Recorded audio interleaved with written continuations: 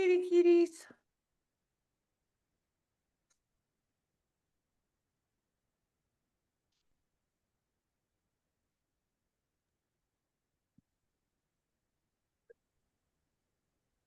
Hey, kitty kitties. I'm not seeing. Hi.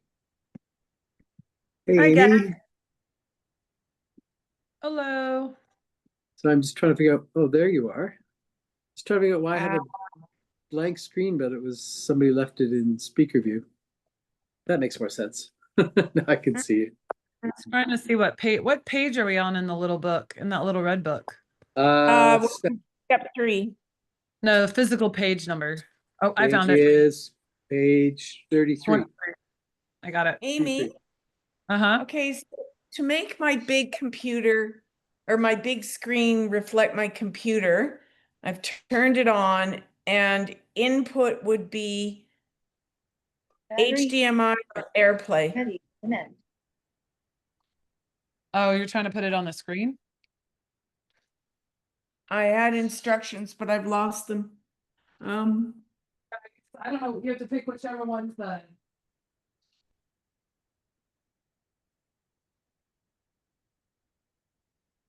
Input HDMI. Well, it's not. Is it HDMI? I don't know. Netflix, no. AirPlay. Let's try HDMI. I know there's something about mirroring screens and AirPlay and crap. I don't know. Maybe I'll watch it on the small screen. I just thought it'd be nice to see everybody on the big screen. It was something about mirroring cameras. Oh dear. Jess, phone a friend. Did you want to do the set aside prayer or no? Like Yes, on the please. Yeah, have it on the screen. Input. Oh dear. I did this last week. Where was the little mirror screen thingy doodah? Amy, did you get the email I sent this afternoon? No. I just sent it to the the AA Amend email, but Jill said you get it as well. So it's got a copy of the little script that I did for tonight's meeting for myself. Oh yeah, no, I barely made it home. I've been at basketball and out. I literally like walked in. Walked in the door?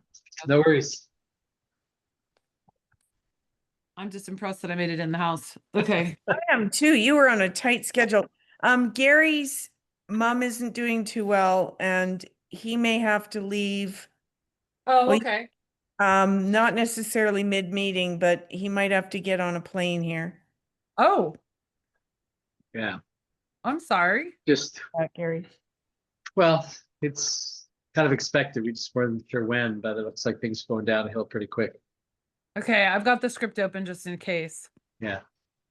Yeah, we flew out 2 years ago in October, thinking we were going to say goodbye, and then she rallied and recovered, and it's been really good, but it seems like things are falling apart now really quickly. Oh no.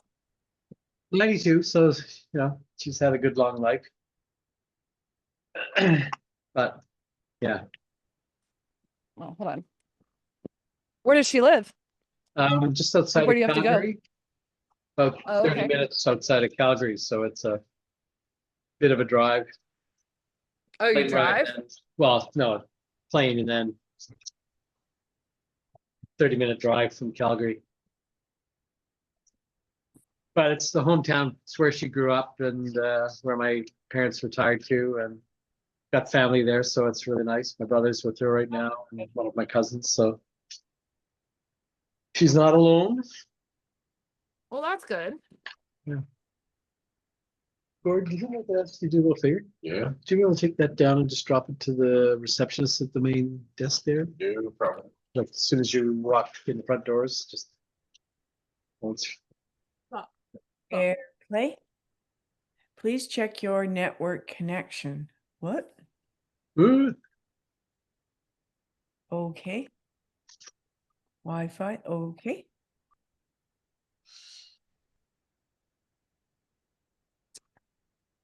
What am I looking for? That's what I'm looking for.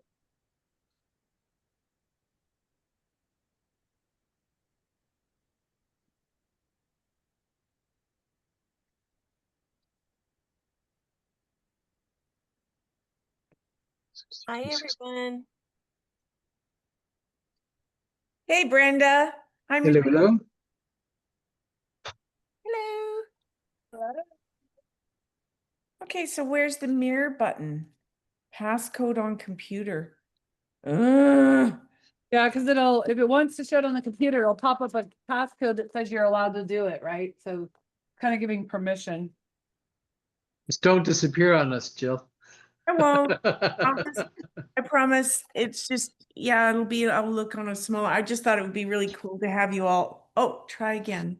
Oh, well, this is not gonna. Oh, disabled. Connecting. Let's try that one. Oh, connecting. Not connected. Oh dear. Oh dear. I think I've broken the TV. Is your TV connected to the internet? I thought so, but unfortunately it's now being fussy. It doesn't matter. I can do it this way. I had it. It's okay. I was trying to be fancy. I should know better. I can see you guys perfectly fine, so.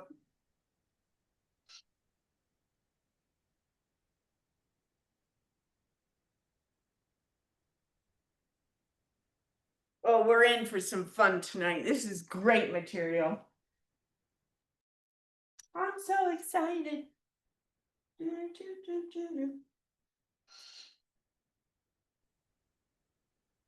Yeah, we gotta be careful when Jill gets excited. Oh my goodness, I can't believe we made it. The Right. electricity was out, like we had to wait in utility lines and then, so it looks like my electricity's been out, but it's not out right now. What? Did you drive? Oh, Karen's in. Great, Karen. Hello. Good to see you in the my Whistler meeting room. That's cool, Gord. Hmm. Yeah, I've got. Oh, We can't have. That was very meta there. What was that, Karen? Oh, I said that was very meta. Okay, so you should be okay now. Yeah, as long as yours Yeah, is they can- muted, the they can hear speaker, me. yeah, And then- the oh, I speaker got- picks up everything Yeah, in the room and it's much better sound quality. So, so I'll just, use yours. Hi, Gord. Hey, guys. Hey, Hi, everyone. Michelle. Gord, you made it. I just looked at my phone. I seen I missed your call. Yeah, I Darn was it. looking for directions. I was, yeah, I would have come down. I meant to text you today and I just got so busy and then I didn't even think about it till I just looked at my phone and I seen you call. I'm like, oh, yeah, Gordon I was going to try to talk you into coming down to Whistler tonight, Auntie Jill, because Gordon's here. I had no idea. The last one, Yeah, well, we You're leaving when? Wednesday, you said? Was it? Yeah. have to be your last one. Are you not able to make it when you move, Gord? I will be making it when I move, Good man. you know. Are you Okay. staying the night in You're Whistler, Gordon? oh, that's fine. Just Yeah, I'm staying the night in Whistler. Oh, cool. Got some friends out here. keep them so- entertained while I get myself. Actually, like high school friends, we figured we've been friends for 33 years. Awesome. She lives there in Whistler. She lives in Whistler. Her husband and 2 kids just moved here, actually from North Vancouver, so. Oh, nice. Awesome. So you had some day with the day with them. I just got here. I literally dropped off my stuff and then headed to this Good. meeting, so, Well, it's good you're staying. Then you'll have tomorrow with them. yeah. I needed a break from packing. Yeah, I bet. Yeah, that's hard work. I've moved way too many times since I've been out west, and it's just not fun ever.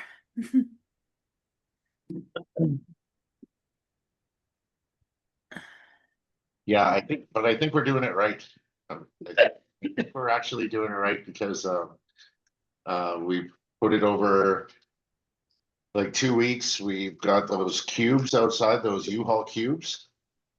And so last week they took 2 cubes away, and then this week on Monday they take the last 2. And we've just been just a little bit at a time. Yeah, Nice. Also, you don't even have to drive the trucks, and that's good. No, There's, I tried this last week. That didn't work.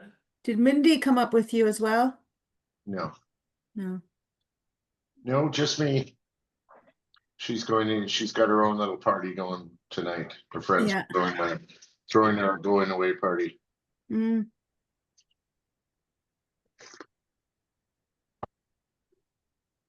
No, it's snowing in Beaverton, is it? No, No. Yeah. Why, is it Yeah. snowing there? No, it's very dreary, very wet. Yeah. The river you, today's Saturday. On Thursday, I was walking by the edge of the river here in Meadow Park, and the water was pretty well up to the top of the rocks along Mm. the edge. Yeah, it's getting pretty So, pretty mhm. high here too. How's it by your place, Jill? actually, it's actually not very high. Oh, No, lots of interesting. Oh, someone's looking for the meeting directions. You've got a much bigger river going by there though too than the River of Golden Dreams. Barb. Yeah, that river's huge. Yeah. Okay. Let's see, Barb. Amy, can you text Barb the login? Sure. Yeah, great. You're gonna join us. Delighted. So Amy's sending that through to you right now. Yeah, it's Zoom. It's not complicated. We'll explain things as we go along, and Gary's gonna recap last week. So yeah, you're in the right place. And you're not the only one who hasn't been to the previous meetings. There's some others starting in too. Kieran's starting in here tonight too, so not to worry. Okay, see you in a sec. Barb's joining us.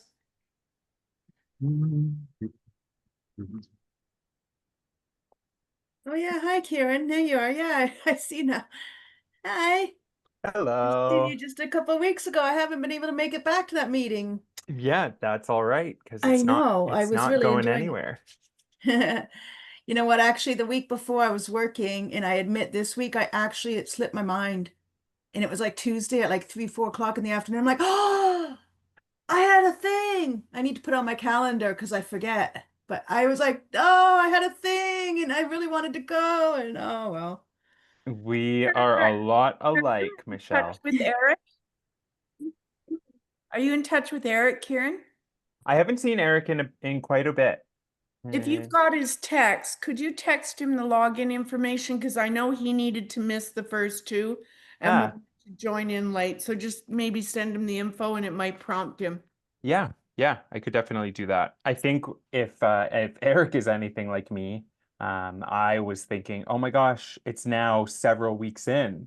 Like, is it still appropriate or how does that work? So I'm really glad to be here. And it's nice I'm to glad you're here see too, some buddy. folks. Yeah, I will send Eric a message right now. As long as you're coming in with a little desperation and an open mind and some willingness, it's all good. Check. Got it. Hi, Laura. Is Leah joining us tonight? No, she's gonna watch baseball. She'll watch the preview. She'll see the movie. Yeah, she'll watch the movie. That could be Did where you- others are at the moment as well. Yeah. It was recording earlier when I logged in. Did you guys know that it had been recording and it had a set Yeah, it has to be from the the whole moment I time? turn it on or I lose it. Oh, okay. That's why I was like, that's unusual. Usually it's just during the meeting. Because what took Amy and I an hour was to catch all the little bits in the fragments when I kept hitting stop record. Oh, All I just do is go into the file and cut out everything until the proper stuff starts. right. So it's just easier to edit this way. Yeah. Okay. All good. Hi, Barb. Good to see you. Hey. Hey, Lindsay. Hi, Annie. Okay. Annie's zooming in, huh? Oh, was that Annie that was sitting in person last week? Yeah. She might be Nice. she might be working tonight, so Hi, I'm here. But- I'm just finishing up dinner. okay. Hey, Lindsay, or not see you.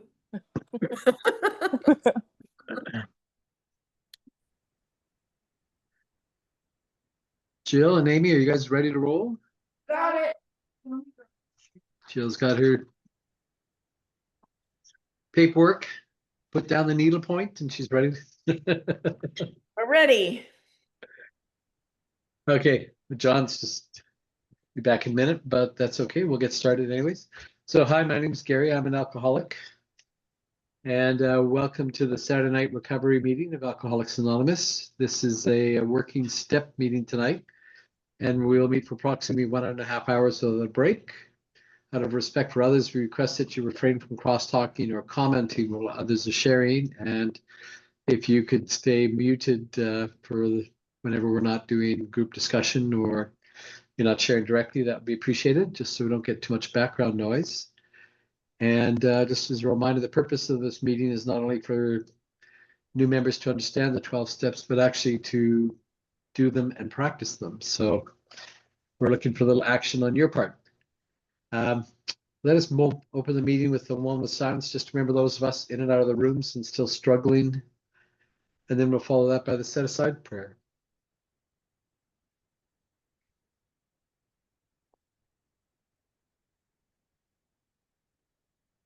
Great, thank you. So God, please help me set aside everything I know about myself, the 12 steps, the big books, the meetings, the disease, and you, God, that I might have an open mind and a new experience. Amen. Okay, so last week we were talking about step 2, and it's all about coming to understand that there is a solution to the problem that we finally came to recognize. And one of the things that we talked about last week that really sticks with me and reminds me, the simplicity of this step actually is the first 3 words. First we came, then we came to, and eventually we came to believe. Like in my case, I remember walking into my first meeting and having no idea what, this program was about or what my life was going to look like. All I knew is that I was done with the way it was, and I just couldn't live the way I was anymore. And I remember walking away from my first meeting just with a glimmer of hope. There were people laughing and joking about what I was dying from, and just could not deal with on my own. And these people seemed to have an answer, so I walked out of that room just feeling like, maybe if I stuck around and listened to what these people had to say, maybe I could find something in here too. And, as my brain started to clear after a few days of not drinking and a few more meetings, I actually started to understand a bit about what was being said in here. And, that little bit of hope that I had when I walked in started to turn into some faith that if I stuck around and did what these people were doing, that maybe there was a chance that I could find what they had. And I had no idea what a higher power was when I walked in the door, but I remember when I hit my bottom, being on my knees in an empty room, watching a full bottle of vodka roll away from me, and just asking for help in an empty room. And for whatever reason, that was the moment everything changed. Up to that point, I was still prepared to lose my family, my job, my house, everything, so that I could drink another day. But for some reason at that moment, my thinking shifted and I wanted something different. Had no idea what that would look like, but I knew that I wanted it. And that's when I found my way in here. And, I had no idea what the steps were about. We read through them that first night, and God showed up a number of times in there, and I was not sure about that. But on my first meeting, people talked about, God of your own understanding. And one of the things I heard that night was group of drunks, like if you don't have a higher power in your life right now, then maybe you can rely on just this group of drunks, And I got that right away because I understood that the people in those rooms seemed to have something that I didn't, and that there was something going on there that was bigger than me.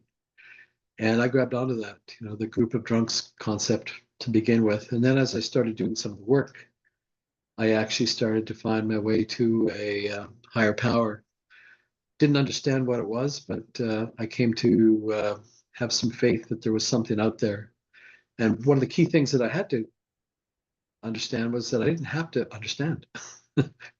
I didn't have to know what my higher power looked like, or even have a concept of what, it involved. I just had to believe that there was something bigger than me.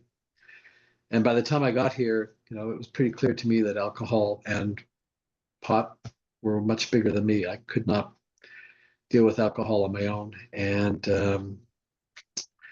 it was pretty obvious that it was a higher power. I've heard country songs where they talk about the lower higher power, and that really resonated with me. It was my solution for a lot of years, and then it just stopped working, and I had to come up with something different.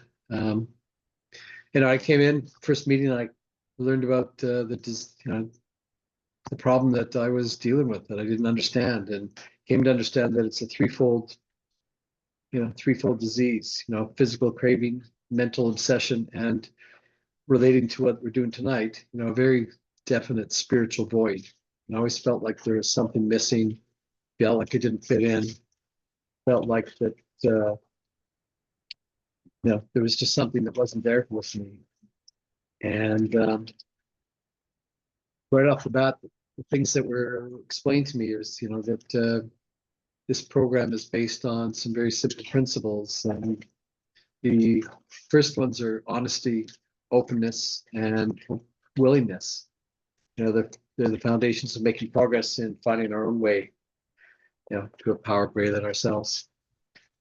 In step one, I came to accept the truth that alcohol was definitely a greater power than me. It doesn't work anymore, and I needed to find a replacement.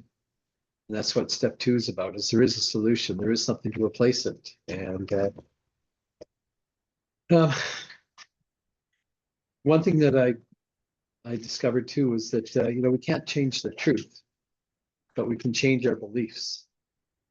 And by the time I got in here, I was desperate enough to give up on the beliefs that I'd been carrying around for a long time, and willing to, consider other ideas. Something I think I mentioned it last week, but there was a saying that I really, really liked from a guy that came up from Vancouver about a year ago, and was in one of our meetings, and says, you don't have to believe in anything as long as we believe in something. And I love that, because it made it so clear, I don't have to accept anybody else's concept of what a higher power is. I just have to believe in something. And that worked for me. I knew there was something there that I didn't have. And, over time, I started to learn that there's other beliefs that I had, things that I accepted without question, but really didn't understand, little things like gravity, the power of waves in the ocean, electricity, GPS. I'm sure people can relate to that. I believe that if I plug, an address into my GPS in the car, I'll get to where I need to go. But I don't necessarily understand how it all works. But I accept and have faith that it's going to work. And when I go through my life, all those things that I just talked about seem to show up and are proved true. And it's been that way with spiritual power, our spiritual existence, higher power for me. When I just get out of the way and just accept that there is one, and try to live along, guidelines that have been given for a spiritual life, my life gets way better, and it stays better. And when I look in the rearview mirror, it's pretty obvious that there's evidence that it works, and that there's something at work that's bigger than me. All right, so that's kind of what tonight's all about, is making a decision to move on in that direction. If you guys have already read material for step 3, it's made a decision to turn our will and our lives over to the care of God as we understood him. I remember reading through step, the 12 by 12 step 3 information. I remember reading through, what it talks about in the big book. And I really found it confusing, like, how do I, what's my higher power, and how do I turn these things over? And then I was out walking the dog one time a few years ago, well, a number of years ago now. And I was listening to the Joe and Charlie tapes, and as I walked through the woods, and they explained step 3 in a way that just hit me between the eyes, just so simple that it made sense. you know, in the Joe and Charlie tapes, they said, you know, our will is our thoughts and our lives are our actions. And the rest of this program, this whole program is a spiritual program. It's a spiritual way of life. So you just make a decision to get on with the work. It was that simple. Just get on with the work. Do the rest of the steps. Your concept of a higher power will evolve as you work through it. And it even guarantees you at step 12, it says, having had a spiritual awakening as a result of these steps. You know, it doesn't say you might have. It says, having had a spiritual awakening. If you do the rest of this work, you know, your life will change in a spiritual manner. And making that decision is what tonight's all about. And I'm going to turn it over now to Jill to start talking about that. So, Jill? Okay, well, thank you for that, Gary. And that's a beautiful recap of last week's step 2. My name's Jill, and I'm a grateful recovered alcoholic. Now, last week, and I highly encourage you to listen to the recording because we rocked it. We really took a look at how we were mentally ill. And at first, you know, we were a little bit, we had some discussion over how we could accept that. And it's really worth listening to that conversation because that's part of getting out of our own way. And tonight, what we're going to do is moving into step 3 is we're going to look how we're spiritually sick. Now, this made absolutely no sense to me when I first read it.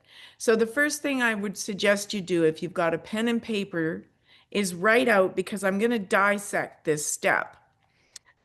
Made a decision, write it out, made a decision to turn our will and our lives over to the care of God as we understood him. Now, this really needs to be broken down. So what we're going to do is we're going to go exactly the way we did last week. Amy, did you want to just jump in and explain what we're doing with the recording so people are comfortable and understand? Sure. So Amy Alcoholic, so we were recording it and it would show all our faces, right? And she posted on the website and on YouTube, and it's hidden on YouTube, but we put the like hidden link in the website. So if you start from the website, you could see all our faces, but you could never find it on YouTube. But from here on out, we're just going to do the audio. So when you guys play it back, you're just going to hear the audio. There won't be any visual. So this will just, like tonight's recording will just be audio on the website, just like we have it. So for the future, you'll just hear the audio. And thanks for that, Amy, because it took us an hour to upload it with both on it, and we just want to ensure everybody's anonymity. So you can feel free to speak, and you will not in any way have your anonymity compromised, okay? So write those words down. Made a decision to turn our will and our lives over to the care of God as we understood him. Now, the practice of step 3 is like opening a door to a new life. All we have to do is make a decision and it's ours. The key to the door is willingness. So here we are. Amy's got on the screen here, in this little book, for those of you who are starting with us tonight, we're working from the little red book. And this is how the old timers did their step group work. And I'm going to then guide you through the workbook as we read through this, because there's 8 key ideas that are going to come up tonight. So this is the workbook that she's showing you now. And I'm just going to basically give you this preamble so it sets the scene. So the practice of step 3 is like opening a door to a new life. All we have to do is make the decision and it's ours. The key to the door, though, is willingness. Effort. Okay, effort. This is the action step, right? Before we were accepting, effort in this step yields great rewards. Like Gary was saying, this is a program of action, not just a program of thinking. The first 2 steps called for acceptance. The third step requires positive action in order to accomplish it. This is the first of the action steps, okay? Step 3, action step. With the successful completion of this step, an individual can remain sober by virtue of a higher power rather than by virtue of endurance. Well, what does that mean? Is we're not going to be white knuckling it anymore. Okay, we're not just staying sober, we're turning it over. So let us take a look at the steps, at the words in step 3. So you've got it at the very top, made a decision. What does make do? Okay, I made my bed. It's a positive action. In our drinking days, we took very self-destructive actions, probably not making our bed, probably not getting out of bed.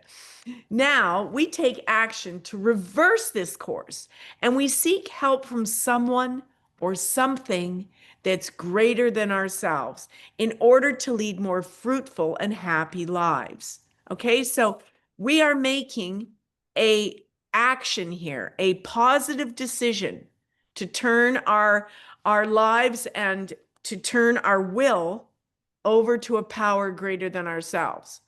Okay, so we've made, that's an action. Now we're looking at decision. Decision is from the Latin words eneritus, and it means to cut in half. When we make a decision about a problem, we cut it in half. When we decide to let a higher power help us with our drinking, we've solved half the problem. Okay, we're turning it over. We are no longer trying to do this alone. You're walking now with this step, with your group, and with your concept of a higher power. And it can be this tiny. If you believe I have a higher power, borrow mine until you figure out your own. Okay, it's just opening your mind to maybe I'm not the center of the universe. Maybe there is something greater than me. And as it says here, we see it works for other people. Therefore, it can work for us. If you believe it's worked for me, why wouldn't it work for you? Okay? All we are asked to do is to make a beginning. Even the smallest beginning is all that is needed. The great enemy of this step is doing nothing, delaying the decision. And we alcoholics can be great procrastinators. Oh, I'll join the next step group. Oh, I'll start next year on this one. Oh, I'll wait until I've got 90 days. Oh, I'll get a sponsor when somebody I feel is really going to be my friend. We put conditions on it. So basically what we're saying here is we're going to make this decision and then we're not going to procrastinate. We're going to act on it. Okay, now I love this next line. The mere fact that we are here, the mere fact you're in here tonight on Saturday night sitting with us means you want to do something about your drinking. So you've made that decision. I invite you to sit squarely down in your seat, claim your square. You're spending the time. Why not get totally out of your way and say, I've got this thing. I did my 1 and 2. Now I am ready to turn this thing over and get guidance. Okay, that's the next bit. Go back to the made a decision. We made action, decision, decisive. Now here, to turn my will and my life over. Now it says this is a matter of trust that usually involves trial and error. So you don't have to come in here and have the big white light experience like, oh my God, there's God and I'm saved and everything's going to be hunky-dory. This next bit about, do I lose my identity? Do I become the hole in the donut? Does it mean enjoying the fruit of someone else's work so that I might attain my true destiny? All this stuff is beside the fact. These are all the yeah buts. These are all the excuses, and I'm sure you can add to them just like I can. Yeah, but what about, my experience in the past where, this has happened to me and that's happened to me. Where was my higher power then? I promise you, and this was promised to me by Gary and others when we first started talking about this, that one day I'd be able to look back on this and see where my higher power was guiding me all along. Well, I've had that experience. But don't expect, and Bill even said later on that he rewrote and does the addendum in the back of the book that Gary read last week on the spiritual experience. It's yours Don't expect it to be like mine. And some people have bright light experiences. I didn't. Mine is the more organic, gradual thing, but it started here saying, I got to get out of my own way. So now we're going to go back into the little red book at the beginning of, so these are the key ideas that we're going to pick out. So go back into the little red book where we were. Yeah, step 3. Step 3 identifies the spiritual illness. Okay, that's what we're talking about this week, not the mental illness, the spiritual illness of alcoholism. And it suggests a simple, effective remedy. Success with this or other steps is not a matter of chance, but of right thought and motive, practiced daily. Practiced daily. Okay, so this is saying I need to have a right thought, and then I have to have a right motive.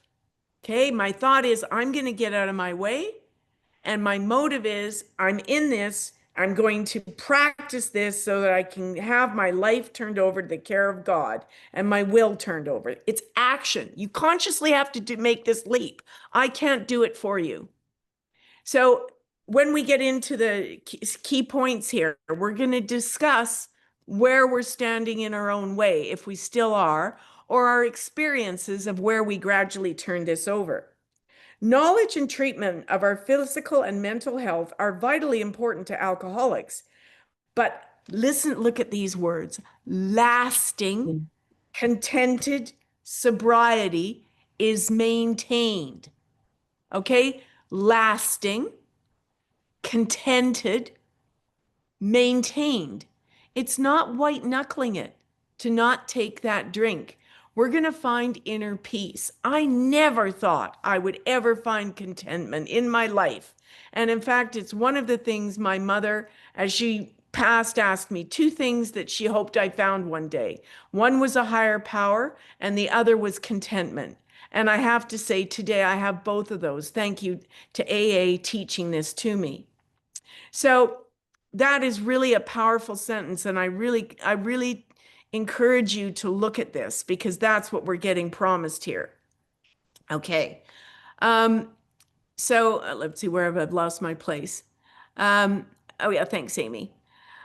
So knowledge and treatment of our physical and mental health are vitally important to alcoholics, but lasting contented sobriety is maintained only by surrender of our lives and our will to God as we understand Him. That's the step.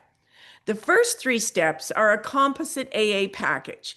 Conceived of meditation experience, they are a basic recovery prescription. Taken with proper timing and in correct proportion, they immediately arrest our alcoholic illness. They complement each other, but they fail to work if any of them are admitted.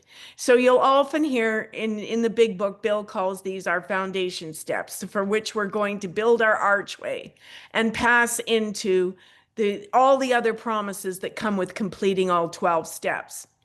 So steps 1 and 2 are the premise upon which we decide to surrender our alcoholic lives to our HP, to our higher power, or God, if you wish to call Him God. Step 3 calls for this decision. Honesty, faith, and prayer spark our success. So this is how we're going to get there. We're going to be totally honest, and we're going to find our faith. And we're going to work on this with prayer. And it's going to gradually get there. If you haven't experienced this and had any sort of eureka blind faith, don't worry about it. It's a process. A complete knowledge of the physical, mental, and spiritual injury we have suffered at the hands of John Barleycorn, alcohol, is indispensable to the honest, far-reaching decision we wish to make. Deliberation born of necessity and a desperate need for help will inspire us to seek our understanding of God as we understand Him. Our great need is loss of self-centeredness and alcoholic obsession. We've got to get out of our own way. AA pioneers discovered their answers to these problems as they developed spiritual understanding. Spiritual understanding.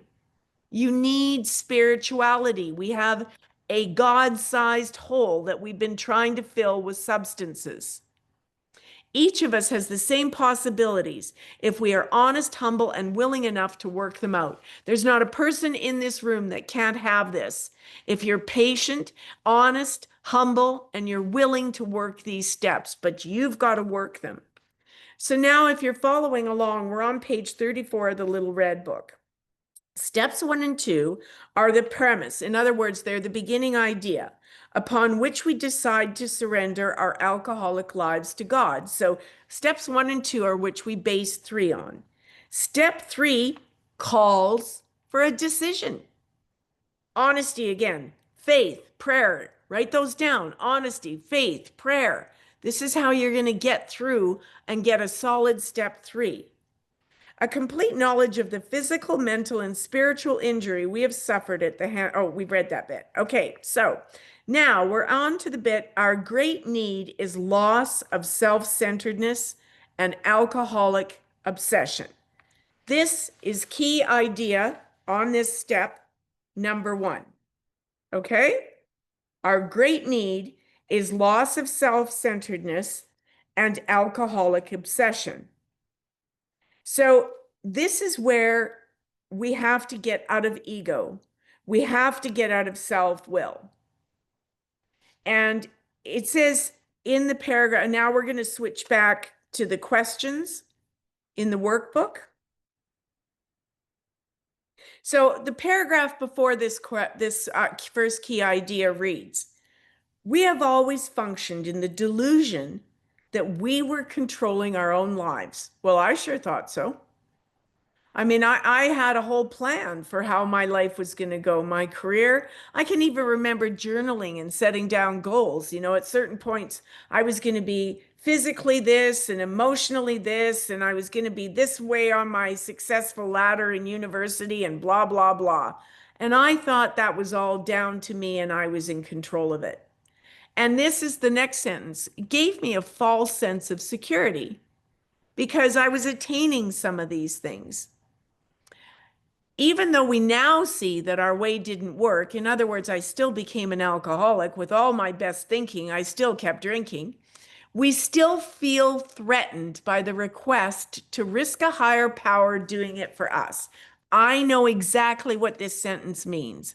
When I came into the very room that Gary and others are sitting in, and I saw God all over those window blinds, I thought, oh boy, here we go. No concept. And I didn't even realize I had a prejudice and against the whole idea of somebody trying to sell me a book and sell me on the God's concept and then do a bunch of chanting. That's what I thought was all going on. And I'm like, oh boy, this isn't for me. My mind was closed. I was living in the yeah buts and why it wasn't going to work. So let's go to key idea number 1. Our great need is loss of self-centeredness and alcoholic obsession. AA pioneers discovered their answers to these problems as they developed spiritual understanding and relied upon God's help for recovery. Each of us has the same possibilities if we're honest, humble, and willing enough to work them out. So the question I have for you here is, how am I dropping the chains of self-centeredness? So what we're going to do is go around the room with each of these key ideas, and Amy's going to call on 2 or 3 of you, or if you are so moved, just jump in. If something jumps out at you when I ask this question, and there's going to be 8 of them, on each of these, there's going to be a question for each of these key ideas. So my question to you is, what's your personal experience with dropping the chains of self-centeredness, getting out of your own way?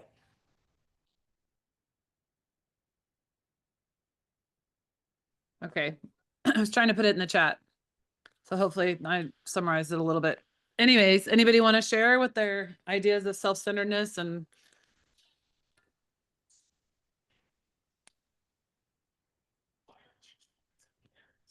I'll jump in. Gordon, you got it? All right, I think that was Gordon. This is John. Oh, John, go ahead. Yeah, I had John Alcoholic.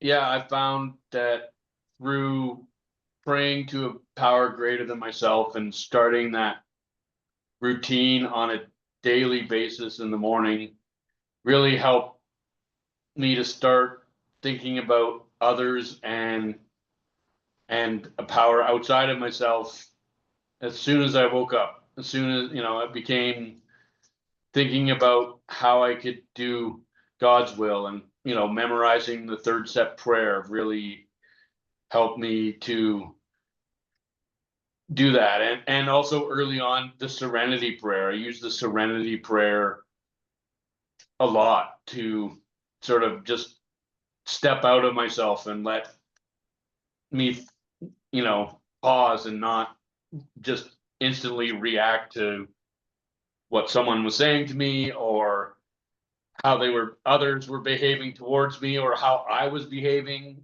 if I was behaving irrationally or with anger or what have you. By using the serenity prayer, I was able to just take that time to actually be able to discern what I wanted to say and be able to deliver it in a calm and forthright manner. So that's that's what I got today. Thanks, Or on John. that one. I love that, John. Thank you. Anyone else want to jump in on this one? Will you restate the question, Jill? I don't So think I. basically, how am I getting rid of my self-centeredness? What evidence do I have today that I'm not just thinking about me, that I'm starting to open my mind to the idea that there might be something bigger than me? Or if you've done that, what was your first experience with, share with us how you got out of yourself and started to think that there might be a power greater than you? I'm Ron. I am an alcoholic. Hi, Ron. Hi, and it's very simple, really. It's when I started to sleep, because I hadn't slept since I haven't slept for 20 years. But anyways, it was when I started to sleep, because I was working with other people. I was working with other sponsees and stuff like that. And as soon as I started doing that, I started seeing the world a different way. And that was very recent. That whole thing is very recent. I can't exactly say when. I would say about a year ago, or maybe 15 months ago. I'm not sure when, but it's when I started to sleep, and I really noticed that. And that's it. Thank you. Beautiful. And you guys go back to the second paragraph, because Ron just nailed it. That's lasting, contented sobriety. Remember I said you can work on your emotional sobriety doing these steps, right? So this is, yeah, that's it, Amy. Yep. So the second paragraph says knowledge, and so what we're going for is lasting, contented sobriety that's maintained only by the surrender of our lives and our will to God as we understand Him. That is the essence of step 3. All right, Laura, come in, please. I am Laura, an alcoholic addict. I guess, yeah, when I got out of, I just maybe lost my thought. Hopefully I can regain it. When I got out of my own way. Oh yeah, so just because I felt like I always had to do everything on my own. And so now that I know that I don't have to do this alone, because I have my higher power and I have my AA family. Yeah, just like, no, it's just, life is so much easier now. Like I don't have to fret. I know that it's all going to be okay. Like, God's not going to put me in the situation that I can't afford or can't handle. And even when things do seem not to go my way, I know that it's fine. I know that things are just getting rearranged to be better. Every time it's happened, like, some whatever the situation is, it's just always been better. Like, so I'm very grateful for that. And yeah, just getting out of my own way. Like, I remember thinking, I still have my character defects where I think like something is about me, but I'm like, no, it's not. It's not about me. It's always someone else's. Yeah, I can't remember if we heard this in a meditation, but just how, sometimes we think people are talking about us, or someone was mentioning this in one of our meetings, and just like, no one's thinking about you. Like everyone's too busy thinking about themselves. Anyway, so I like that I don't have to, be self-centered anymore and do it all myself because I have my higher power. Thank you. Thanks for I your love service. it. Good. That's good processing, Lara. Okay, now we're back in the little red book and we're going to move on to the second key idea. So we're starting with step 3 offers no compromise. Go back over to the, there we go. So we're at halfway down the page 34. It says step 3 offers no compromise for reservation or delay. It calls for a decision. Okay, here and now. How we surrender our alcoholic personality defects to God is of no immediate concern. The important point is our willingness to try. Faith in practice of the 12 steps opens the way. Now notice it says 12 steps there, right? It's not just saying this third step. We're going to do all of these, guys. And it says the important point is our willingness to try faith in practice of the 12 steps opens the way to understanding of God and provides ways of giving our lives to Him. So we're putting the key in the door, we're turning that lock, and we're having a peek through and we're going, okay, yeah, I guess you could be in there. I'm going to have a look, right? We're willing. But it's an action step. You've got to do this process. It's not a case of, I can do it for you. Now here's key idea number 2. It's at the bottom of the little red book on 34 in the paperback. When we have made this crucial decision that we're actually going to do this thing, our attitude changes rapidly from negative to wholesome, constructive thinking. Why? Because I'm not totally relying on the Jill show. I'm not totally relying on me. I'm bouncing it off my higher power all the time. And my experience is the conversation has just gotten more intense over time and pretty nonstop. I pass everything by my higher power today. I have that much faith.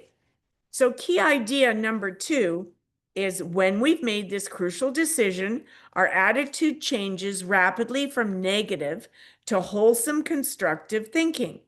So here's the thought below it.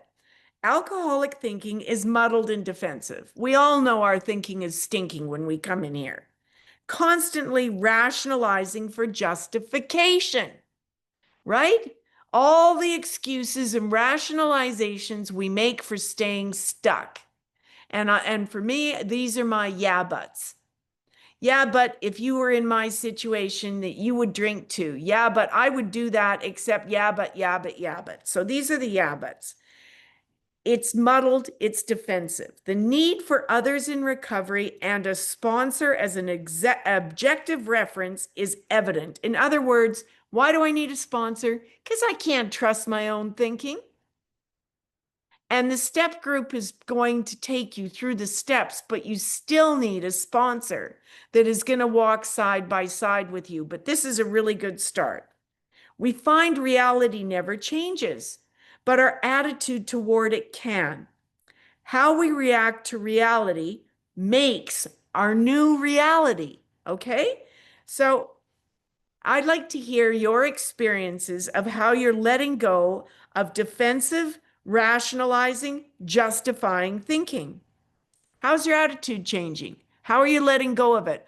Or give us examples of where you're still stuck, rationalizing, justifying.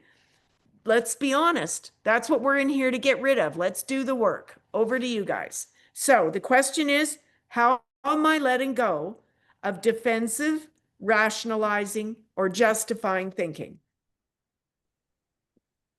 Gary here, alcoholic. I'll be really quick.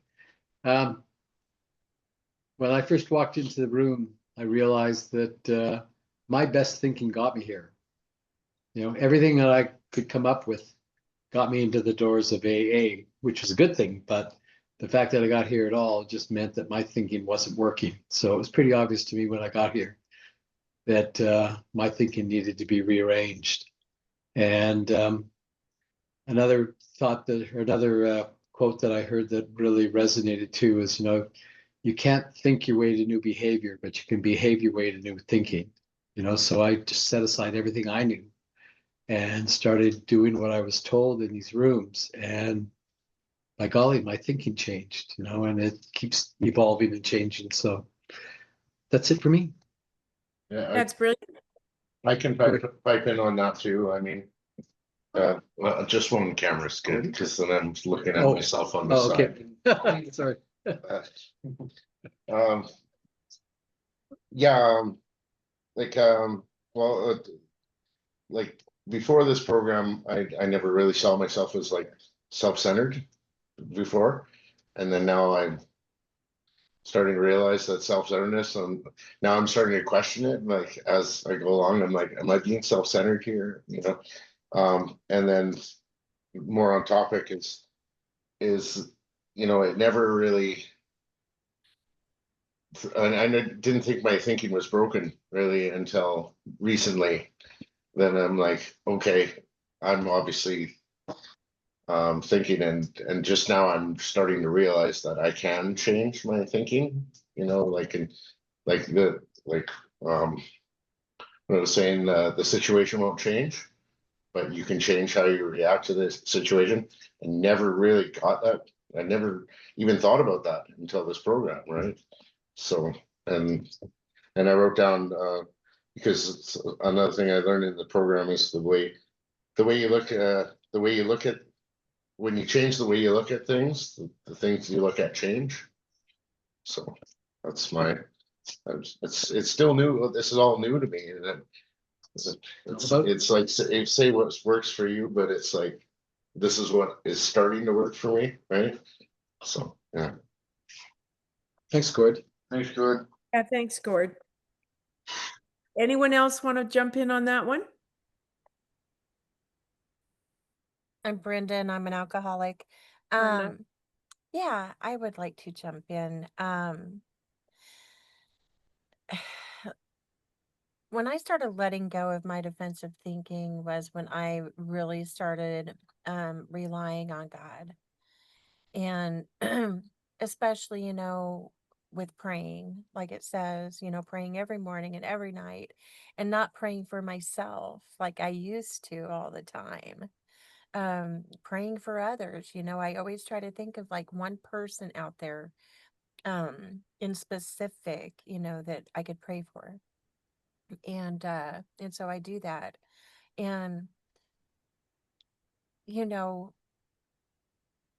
slowly but surely, I'm letting go of defensive thinking. I'm still a work in progress, but it will get better.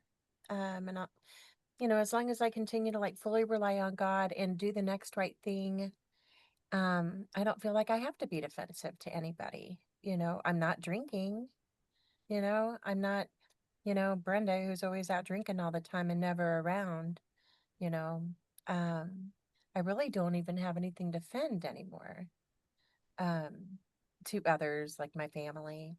So I don't know. That's what I have. Love it, Brenda.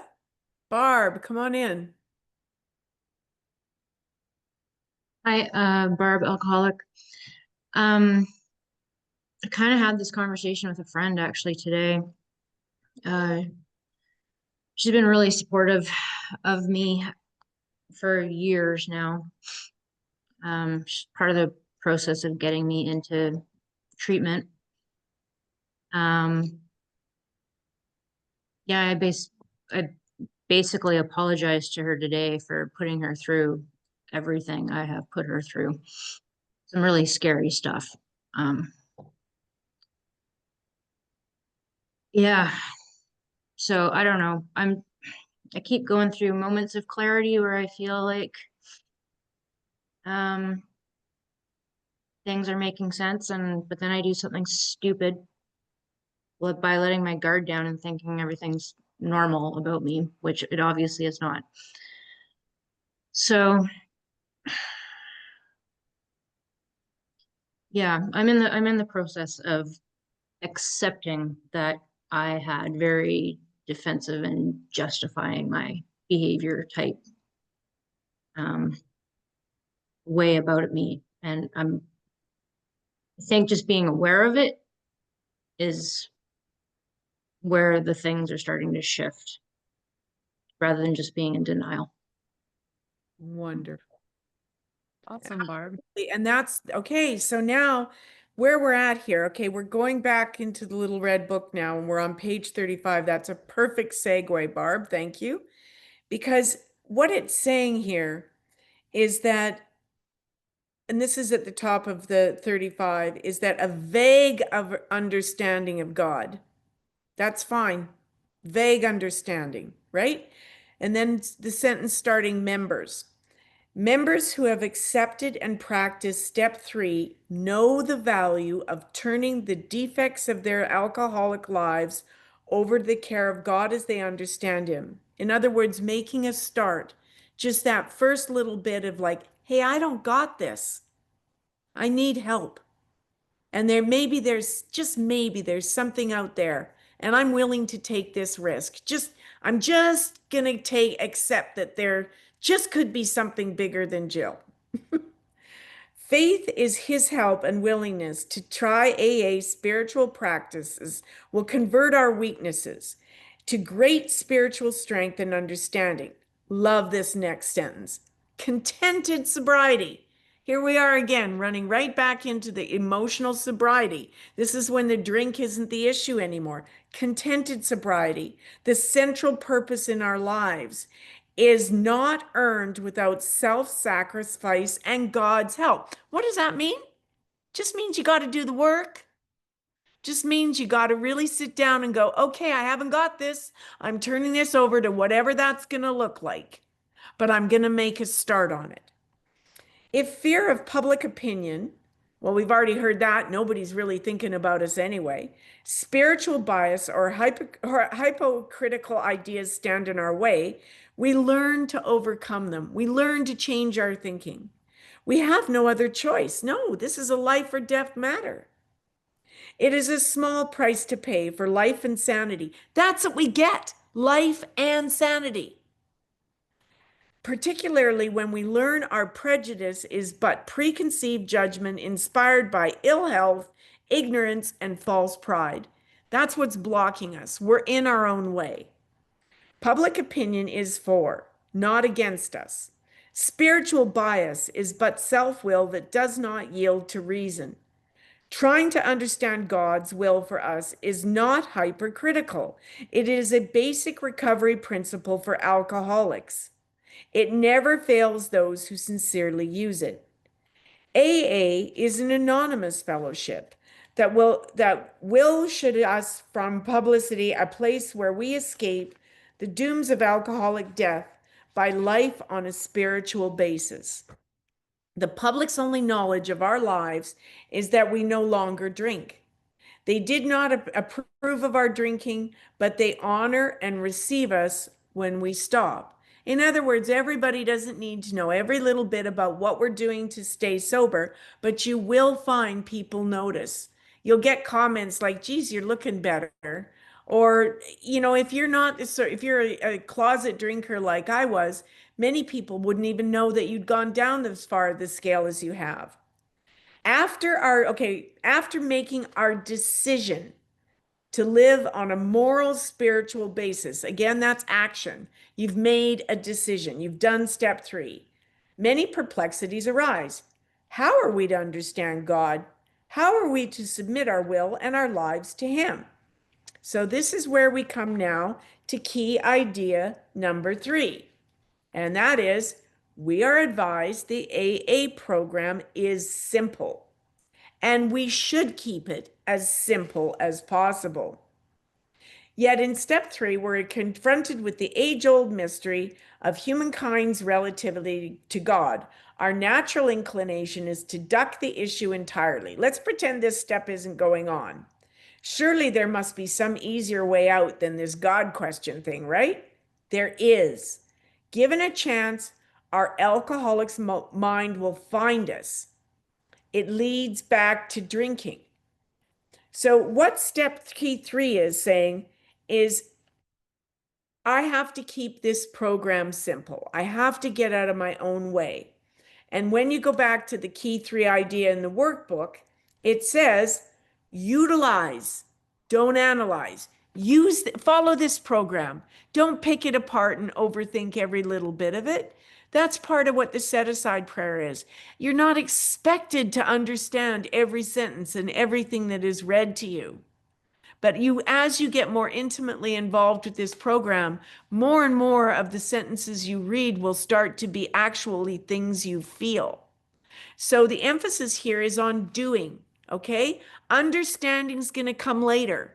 Fake it to make it. Write that down if that resonates for you. I sure did. I just kept turning up and pretending I understood this stuff. Part of that was ego, because I didn't want to ask the dumb questions like, okay, I don't get this or I don't get that. But then I got comfortable enough and I was full of yeah buts, but that was putting me between the program and God. And then when I stopped being so friggin' defensive and yeah buddy, I started to get this.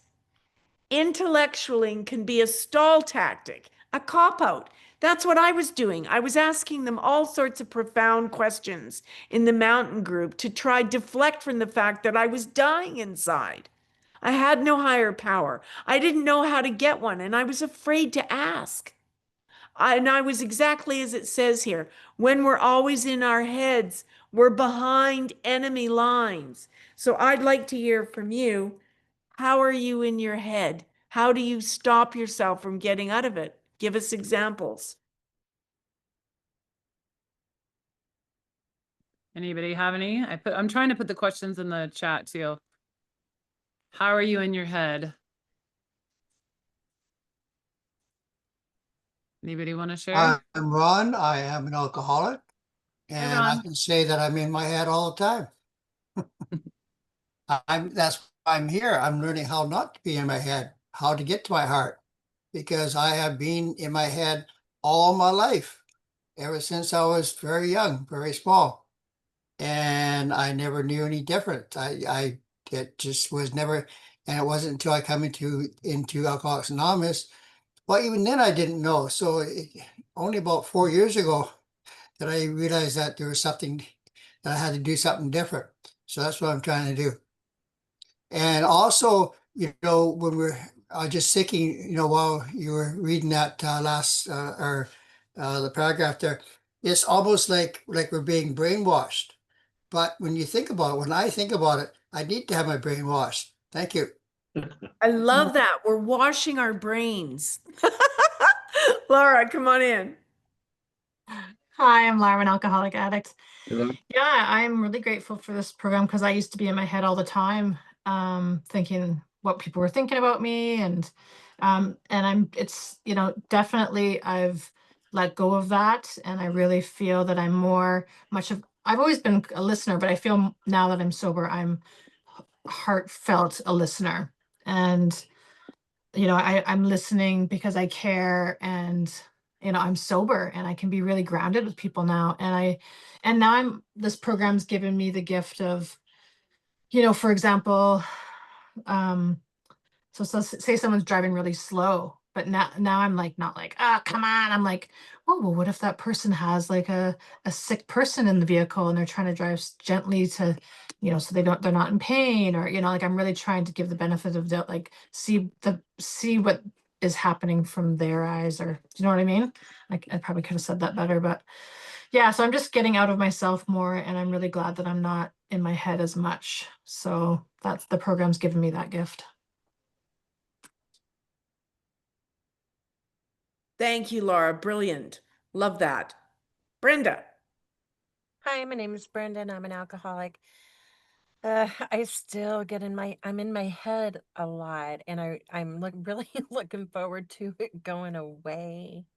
Um, it's like I've even said out loud to myself, get out of your head, get out of self, you know, and sometimes I still have fleeting thoughts, of drinking, and they do pass, but I'll do whatever it takes you know, so they lessen and then go away, you know. Because it really sucks being in my head, you know. So that's why I'm here, you know, to learn as much as I can. And yeah, so I'll share the time. Thanks. Beautifully said. Kieran. Hello. I'm really liking this piece. I'm really liking putting words to intellectualization can be a stall tactic. I'm incredibly called out, and I'm so glad. I can think back to all of the people that have tried to suggest that to me over all of the times, and I was like, I don't know what you're talking about. So yeah, I mean, a way that I'm constantly in my head is it's like it's tied with that defensive thinking. It's like I don't want to put my hand up to share. It's so much better when I'm called upon. People aren't going to think that I'm full of myself. You know, all of these little things, it's happening so quickly and so insidiously, and I don't notice as often as I would like. So it can make it difficult for me to go on the record and say, I haven't done my step work, because I don't want you to think that of me. I want you to think that I have this figured out. So I am getting out of my head by just saying what's going on, telling the truth. I haven't done my step work, and that's why I'm here. You know, I judge myself for not having done my step work, and I'm still here, and I'm telling you about it, and not trying to hide it away and trying to do what I've been trying to do, which is to get better on my own and then show up with like some level of prophetic share. So that's that on that. Thank you very much. Beautiful and Thanks, honest.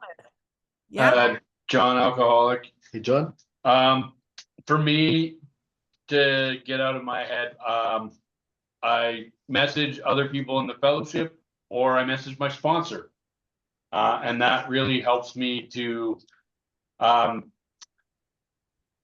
slow down and think things through, and have someone else's opinion also weigh in on sort of what I'm thinking about at that moment, and how to then take the next step, and being open and willing to be seriously questioned on what my thinking is, or to be simply told I'm wrong, and that no, you can't do it that way. You have to do it, you should do it this way, or you know, how to just get out of myself. And I find that really helps me.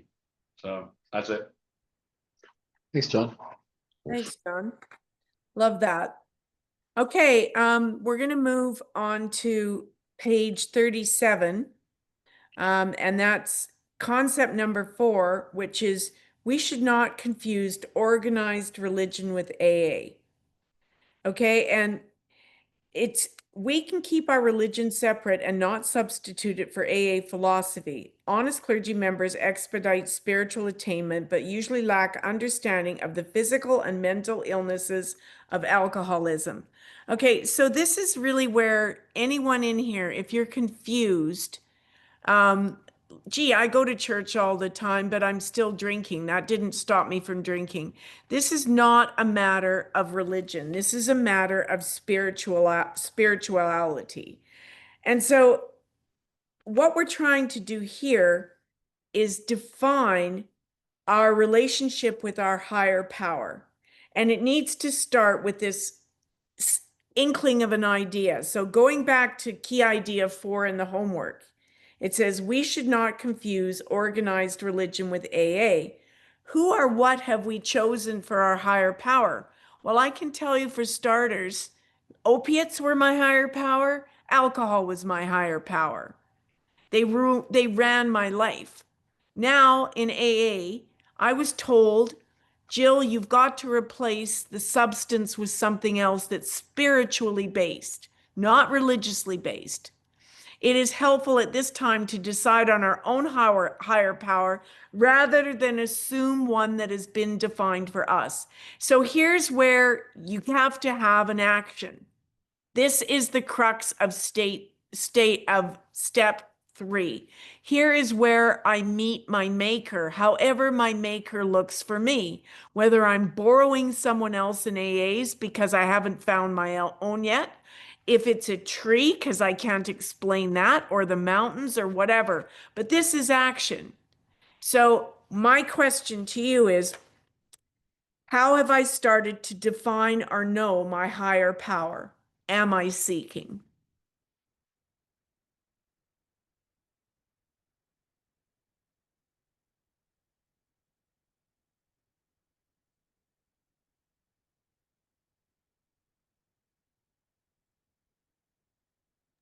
Lisa Lou, alcoholic addict.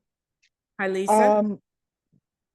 I'm in a spot right now where I think this is where I last left off with the sponsor I was with. So it was in between 2 and 3. And from what I can understand, what I heard today, that's helped me get a sort of perception on where I'm at. What I'm understanding that I have my higher power right now is the group of drunks, the literature, some of the tools, prayer, meditation, writing, and it does tend to kind of bop around still. I don't have one fixed symbol, my higher power. Like sometimes it is a tree or a mountain, and other times it doesn't stay there. So I don't know if that's okay or not, but I am willing to make the decision to, made the decision. Can you help me with step 3? Made the decision to turn my will and my life over to God as I understood him. So even if I don't understand him, I'm willing to go forward. And I guess really I'm using the people and the books and the literature. Thanks. Perfect. And so know that that can be for any of you, group of drunks, great outdoors, whatever is a doorknob, whatever it is, as long as it's not you, you got to open your mind to something that is greater power than yourself. Okay. So now we're going to move on to key idea number 5. And this is at the top of page 38 in the little red book. Since this is no overnight process, we suggest thought and prayer in the matter. Okay, suggestion, throw that out the window. Just accept this. Just do it. Thought and prayer. Turning your mind to a power greater than yourself. Praying that you get connected with it. This is going to sound weird, but I started walking around the house talking to myself and to trees because I was on my knees. I was dying. I'm looking out at the windows. I couldn't go outdoors anymore. And I'm like, God, if you're there, show me yourself to me in these trees and this river and open my mind. So this is where I took my 3. So that is how it can start for you, but it's not an overnight process. Thought and prayer. So the key idea in 5, going back to the homework, is most people experience a slow process of spiritual awakening. So if you haven't had a lightning bolt experience and you've all of a sudden got your connection to some greater power than yourself, don't despair. That was my experience and many, many of our experiences. Bill, in his book, in the big book, he talks about his white light experience, and he actually ends up in both as Bill sees it and in the appendix, which is one of the very few additions to the big book. He corrected and added on to that because people were saying to him, well, Bill, I didn't have cherubs come down from the roof and great white lights when I was in psychiatric hospital and say, you are saved. So because they didn't identify with his experience, they thought they hadn't experienced it. See if you can identify with mine. I hugged a big tree and I felt something. It was bigger than me.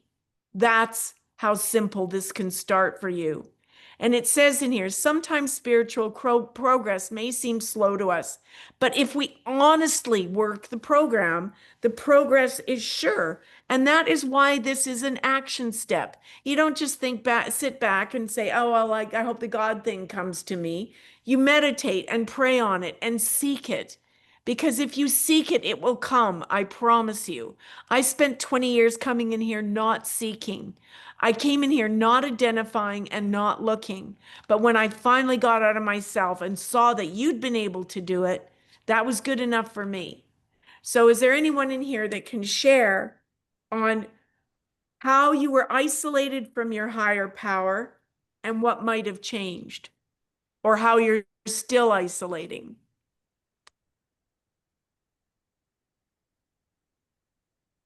I'm Amy. I'm an alcoholic. I would say I had a decent relationship with the higher power, and alcohol took that away because I made alcohol then my higher power. And that's what I worshiped. That's where I wanted to be. That's what I wanted to do. And even though I was trying to fight to get back, it had taken such a hold of me. That's what I put as my priority.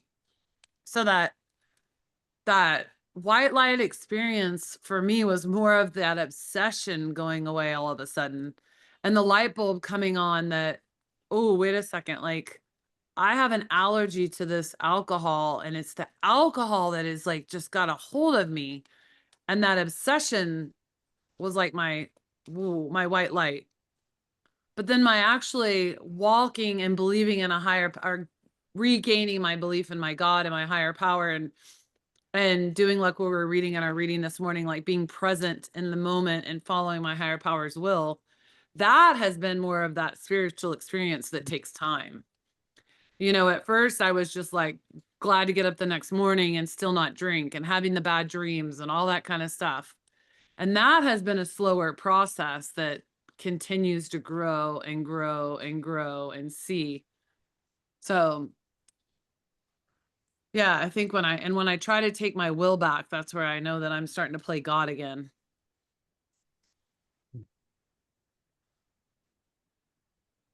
I love it. I love Thanks, it. Amy. Gary, alcoholic. Yeah. I was just gonna say, you know, I remember when we were working through this, you know, I was looking for spiritual experience, and I didn't think I'd had any. And when I finally started to understand the step 12 talks about a spiritual awakening. And then I realized that I'd actually had the spiritual awakening. Over time, I started to look back at my life and realized that I'd had spiritual experiences. I just couldn't identify them at the time. You know, probably the most profound one, and you know, one that a number of people can resonate with, is, you know, I asked for help in an empty room to something I didn't understand or believe in. And, you know, going into that, I was a daily drinker for a lot of years. You know, I drank from the time I woke up to the time I went to bed. And for whatever reason, when I asked for help that day, you know, things changed, and I haven't had to have a drink in almost 24 years now. And if that's not a spiritual experience, I don't know what would be. So grateful to be here. Thanks. Thank you, Gary. Okay, we'll move on then to key idea number 6. And this is found at the top of page 39. This is where we have to grow up, guys.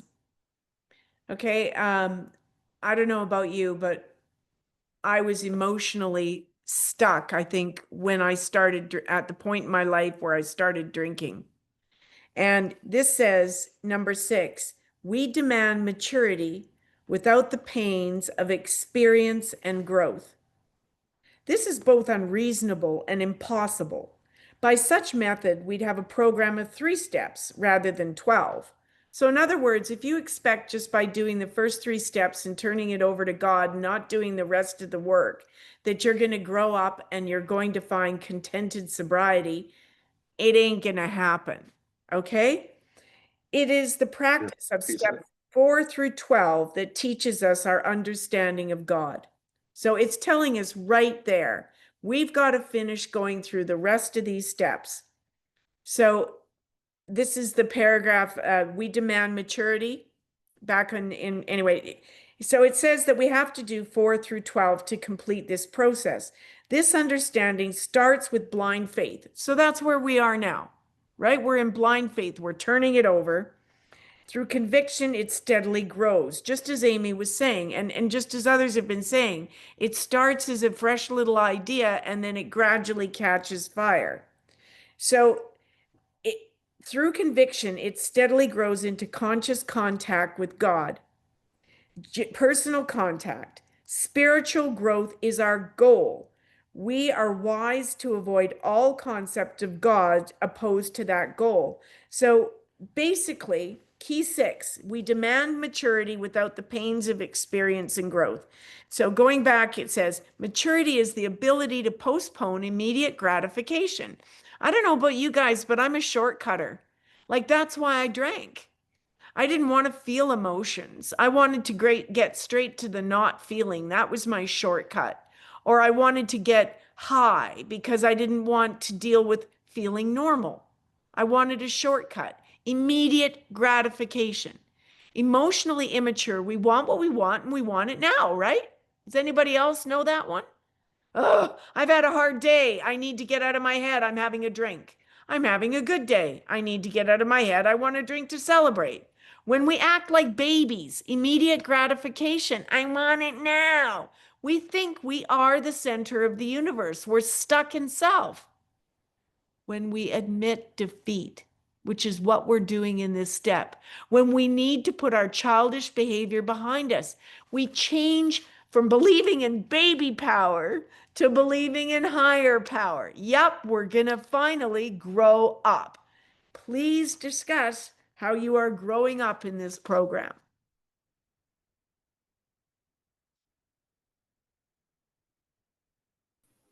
I can share on that. And it does seem so silly to even say, like, just thinking of others, getting out of my head, thinking of others, and delaying that instant gratification, because for so long a thought would be in my head and I would already be acting on it. There was no pause in between those two things. And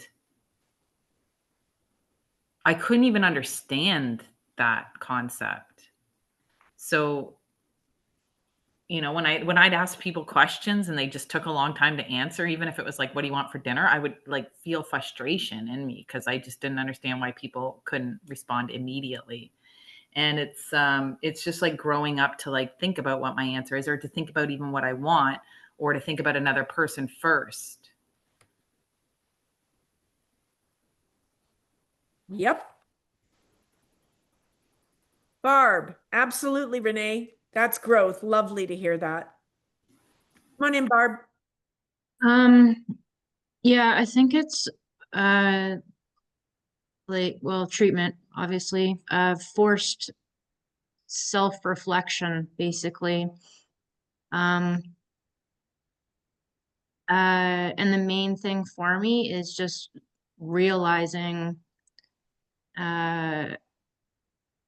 the effect it had, like when I was really bad, the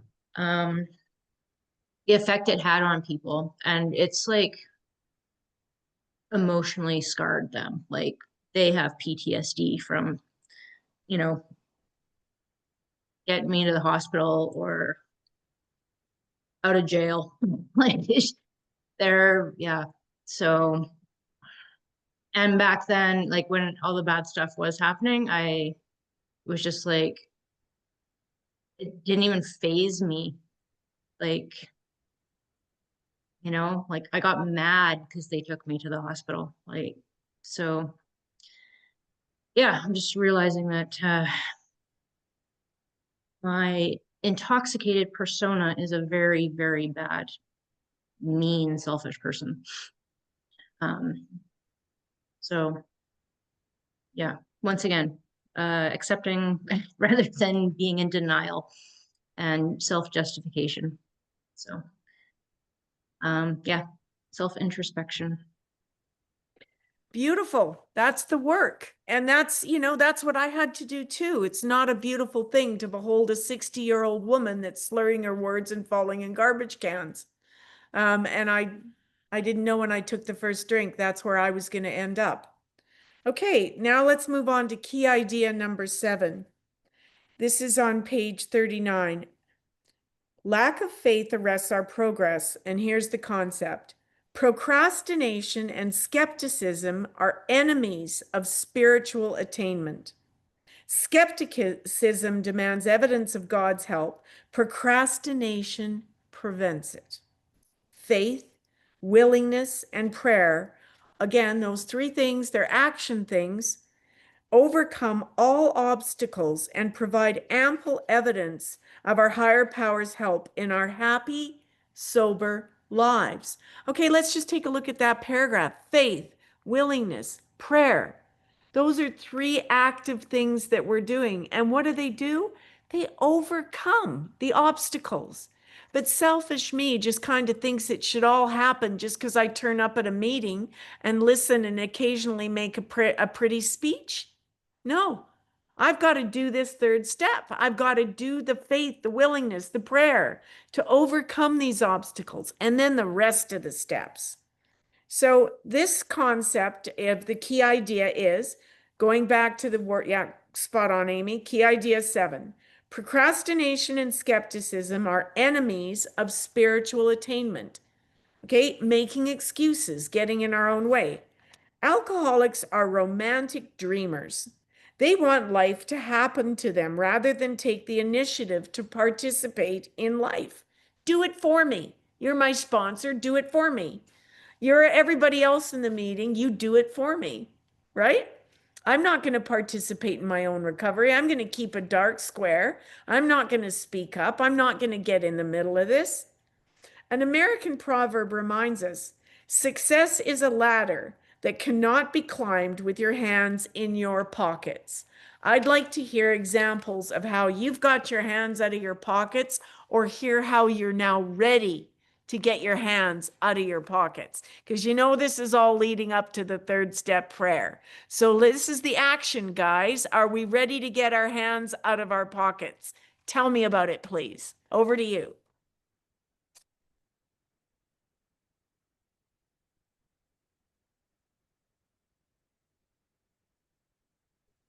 I'll share. It comes back to surrender for me, taking my hands out of my pockets and surrendering to everything that I think that I know. That set aside prayer, all these things that I think that I know of how things should operate, or trying to control situations, or everything, just surrendering to everything that I thought that I knew, because most of it was BS anyway. And it's like, I just had a very one-track mind, and it was getting blasted. So to just get out of myself and then to, like, have my hands open and open to new ideas and people and God. Lovely. I like that. I like that. Does anyone else want to add on to that? Okay, so let's go. Oh, sorry. Oh, I was just gonna say I will. Great. I really like how they word that, having your hands in your pocket. And it made me think of how I'm ready to take my hands out of my pocket and actually do the work. I've been in this program for like 4 years, but I still had to test it. I tested it. Still went back out for a day.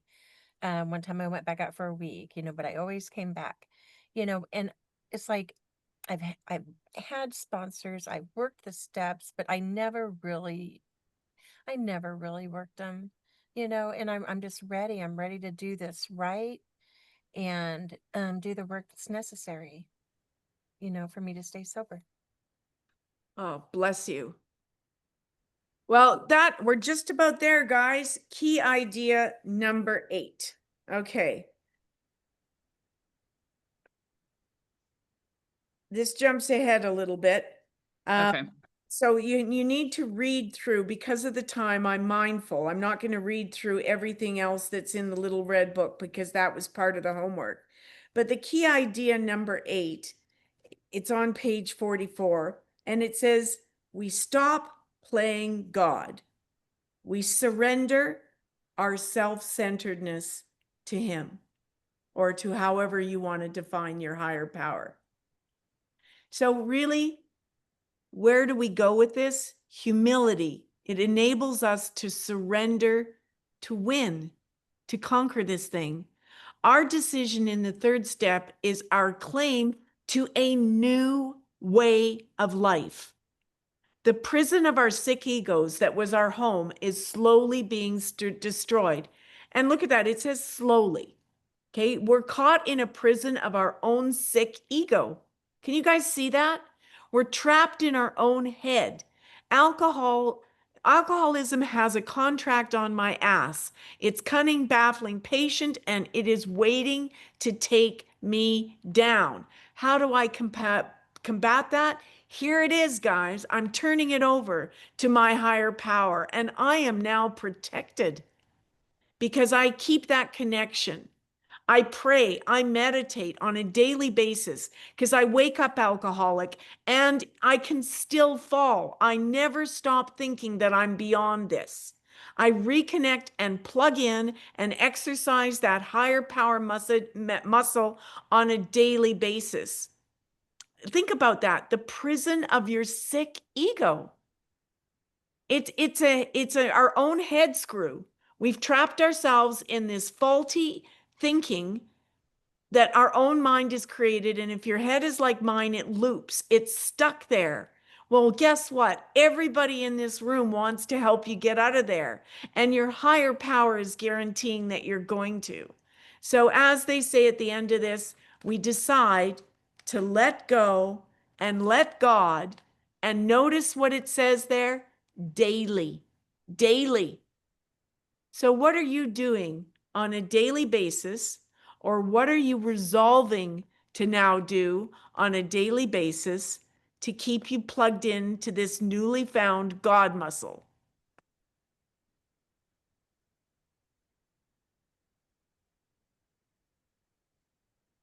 Morning prayers and meditate at 8.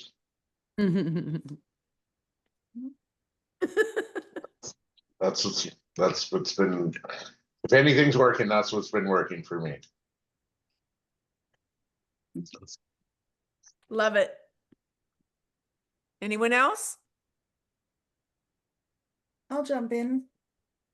Yeah, the morning meeting definitely is a big deal.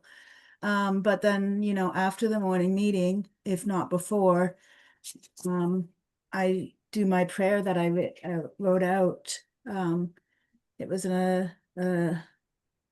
activity suggested by you, Jill, earlier a few months back, to write out our own 3rd step prayer.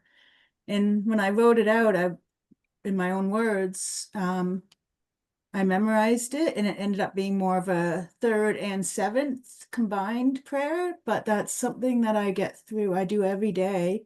I've memorized it, and that helps me. What was the question? I don't know.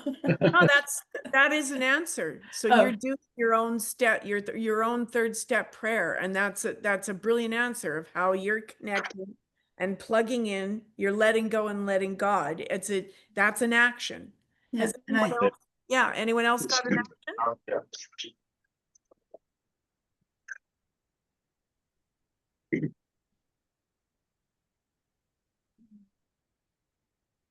Well, I'll share then. Lisa Lou. This is a perfect example. Even right now, I'm still under the weather physically, etc.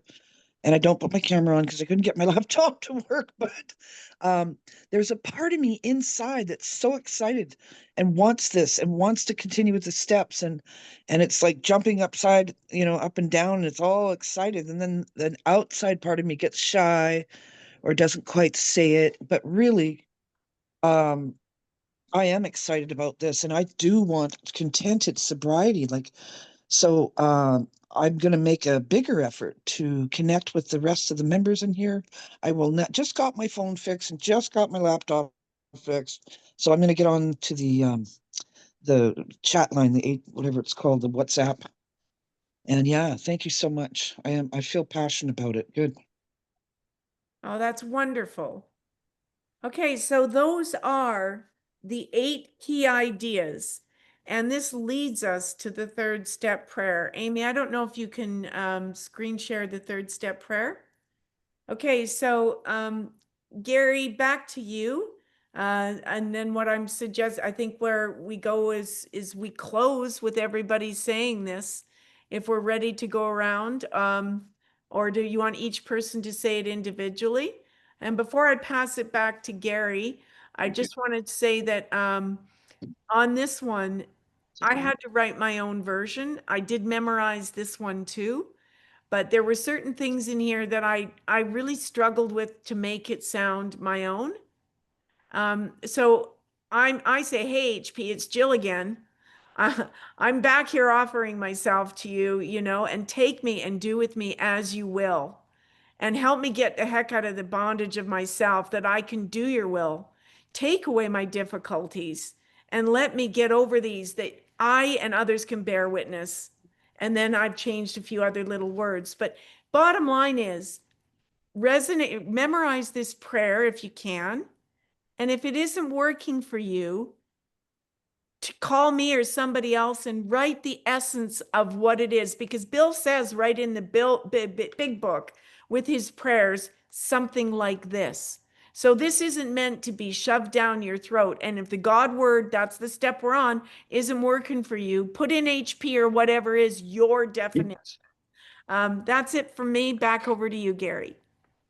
Okay, thanks, Jill. I think based on time here, maybe what we'll do is close with the 3rd step prayer in a second. But I just wanted to say that just quick homework review for this week. I think it's probably going to be posted anyways, but reading the big book, chapter 4, We the Agnostics, important. Going back and rereading the spiritual experience in the big book, appendix 2. It's page 567. It's just a page and a bit, so it's definitely worth a reread. And the step 3 from the 12 by 12, and what Jill's just been going through tonight, you know, the little red book, step 3. Those are all really solid readings, and hopefully by the time you've got through them, you'll find it very hard to stand in your own way. One, just as a quick foreshadowing of step 4, you know, next week we start on step 4, just something to think about, you know, that kind of analogy that was put to me is, you know, step 4 is searching a fearless moral inventory. And a lot of people get really hung up on it. They get scared of it. They get really upset about it. They find it very difficult to look at. But think about it as if you're to pull out a roadmap and you want to go somewhere new, you really need to know where you are now before you can move to a new destination. And that's what step 4 is just figuring out who you are now so you can move forward. And hopefully that takes a little bit of the mysticism or the fear about it, you know. Just need to know who you are now so that you can figure out where you want to go. And we'll leave it at that. And gentlemen, maybe you want to pull this 3rd step here? Got memorized, so Okay, John's gonna lead us in the step 3 prayer tonight here, guys. Sure. So, All right, John Alcoholic. hey, John. God, I offer myself to thee, to build with me and to do with me as thou wilt. Relieve me of the bondage to self, that I may better do thy will. Take away my difficulties, the victory over them may bear witness to those that I would help of thy power, thy love, and thy way of life. May I do thy will always. Amen. Amen. One thing that I learned along the way, and I remember probably started with the Lord's Prayer, but you know, I learned that in when I was a real small kid. You know, but I learned it by rote. And it wasn't until I got into this program that I actually took some time and went back and actually read through the words and tried to understand them. So do the same thing with whether it's the Serenity Prayer or the 3rd step prayer. Read the words, make sure you understand what they're saying, not just the fact that you've memorized them and can say them by rote, you know. What do they mean? And what do they mean to me? And on that note, I will say thank you very much for participating tonight, guys. Yeah. Bill, will you stop the recording? Okay, and if anybody wants to stay on for any questions or any clarity,